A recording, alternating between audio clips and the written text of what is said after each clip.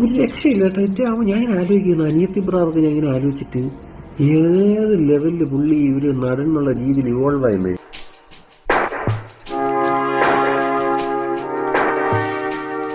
സേതുവാണ്, വയനാട് തിരുനെല്ലി പഞ്ചായത്ത് തോൽപ്പെട്ടി എന്ന സ്ഥലത്ത്. സേതു എന്താണ് ചെയ്യുന്നത്? നമ്മളോടുള്ള ഇഷ്ടം കൂടിപ്പോയി അവർക്ക്. അതാ മനുഷ്യൻ. എന്റെ അമ്മ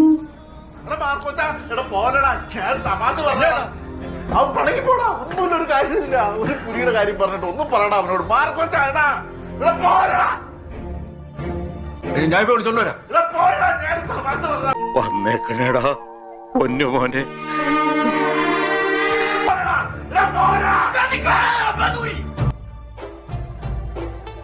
എന്റെ അമ്മയെ പോലെ തന്നെ നല്ലതാ മിനിയും. അവളെ ഞാൻ എങ്ങനെ കുഞ്ചാക്കോന്റെ one of the best. Actually അങ്ങേരുടെ ബെസ്റ്റ് കണ്ടുപിടിക്കാനുള്ള എന്തോ മത്സരത്തിലാണ്.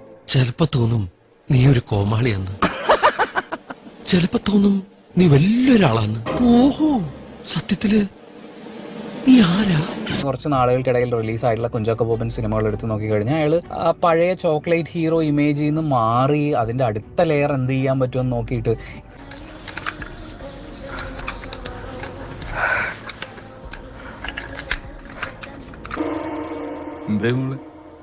ഉറങ്ങണ്ടേ?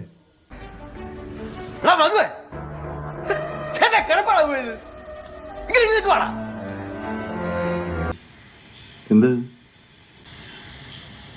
അതെന്താന്ന് ചോദിച്ചത് പറയുന്നേ. ഈ സിനിമ കണ്ടു കഴിയുമ്പോൾ പോസിറ്റീവ് എന്ന നിലയിൽ പറയാവുന്ന ഏറ്റവും പ്രധാനപ്പെട്ട കാര്യം കുഞ്ചാക്കോ ബോബന്റെ പ്രകടനമാണ്.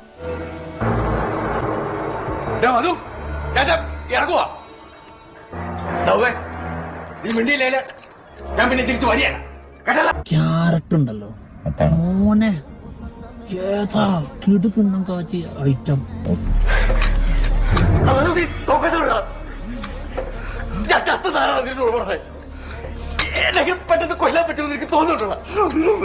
ലാസ്റ്റിലേക്കൊക്കെ എത്തുമ്പോ അതിങ്ങനെ മാറ്റി മാറ്റി ഇങ്ങനെ പിടിക്കുന്ന ഒരു ഐറ്റം. ആളിപ്പോ പെർഫോമൻസ് വെച്ച് നോക്കിയാ ആള് പഴയ ചോക്ലേറ്റ് ബോയ് ഒന്നും അല്ല.